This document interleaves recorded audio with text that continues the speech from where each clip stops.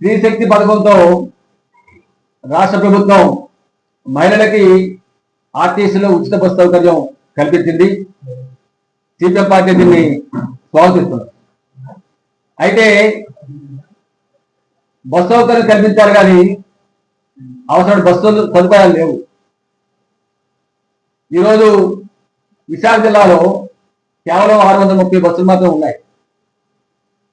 ఈ రవాణా రంగంలో నిష్ణాతులైనటువంటి వాళ్ళు నిపుణులు చెప్తుంది ఏంటంటే పెద్ద నగరాల్లో 1,00,000 జనాభాకి కనీసం 60 బస్సులు ఉండాలని చెప్పారు.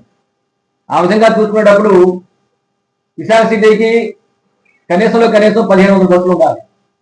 జిల్లా మొత్తంగా చూసుకుంటే దాదాపు 2,100 బస్సులు ఉండాలి.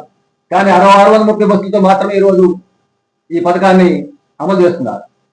దీనివల్ల వస్తున్నటువంటి ఇబ్బంది ఏంటంటే వికలాంగులు బస్సు ఎక్కలేకపోతున్నారు, వయోవృద్ధులు సీనియర్ సిటిజన్ బస్సు ఎక్కలేకపోతున్నారు, పిల్లలు ఎక్కలేకపోతున్నారు, మహిళలకి పురుషులకి అన్ని తరగతుల ప్రజానికం కూడా ఈరోజు బస్సులు ఎక్కలేని స్థితి ఏర్పడిపోయింది. ఎప్పుడైతే రద్దీ పెరిగిపోయింది పోయింది.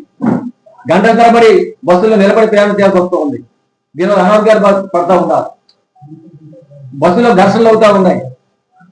అలాగే బస్సులో లోడ్ విపరీతంగా పెరగడం వల్ల ఈరోజు కండక్టర్లు కానివ్వండి, డ్రైవర్స్ కానివ్వండి తీవ్ర పడుతూ ఉన్నారు.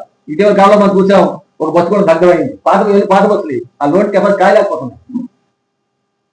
ఇది పరిస్థితి. అయితే రాష్ట్ర ప్రభుత్వం దీనికి తగ్గట్టుగా పెరిగినటువంటి రద్దీ తగ్గట్టుగా అదనపు బస్సు సౌకర్యాలు కల్పించాలి. ఆ కల్పించే సరిగదా నిన్న regional manager depot RTC regional manager ప్రకటన చేశారు. ఆ ప్రకటన సారాంశం ఏంటంటే బస్సు ఖాళీ ఉంటే ప్రయాణం చేయాలి. అంటే ప్రజల కోసం బస్సులా, బస్సు కోసం ప్రజలా? అంటే ప్రభుత్వం తాలూకా ఆలోచన ఈ విధంగా ఉంది అని చెప్పి ఆయన ప్రకటన ద్వారా ఈరోజు తెలుస్తూ ఉంది. అందుకని ముఖ్యమంత్రి చంద్రబాబు గారు, ఉప ముఖ్యమంత్రి పవన్ కళ్యాణ్ గారు మీరు వెంటనే జోక్యం చేసుకుని పథకం మంచిదే, ఆ పథకం తాలూకు ఫలాలు అందరికీ అందాలని చెప్పినట్టే ఖచ్చితంగా విశాఖపట్నానికి కావాల్సినటువంటి అదనపు బస్సులు వెంటనే ఏర్పాటు చేయండి.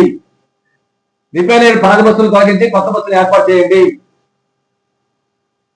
ప్రజలకి అవసరం తగ్గట్టుగా బస్సుల సంఖ్య పెంచాలని డిమాండ్ చేస్తున్నాం. అవి చేయడం ద్వారా ఈ పథకాన్ని అందరికీ అనుకూలంగా అమలు చేయాలని చెప్పి మీ ద్వారా డిమాండ్ చేస్తున్నాం.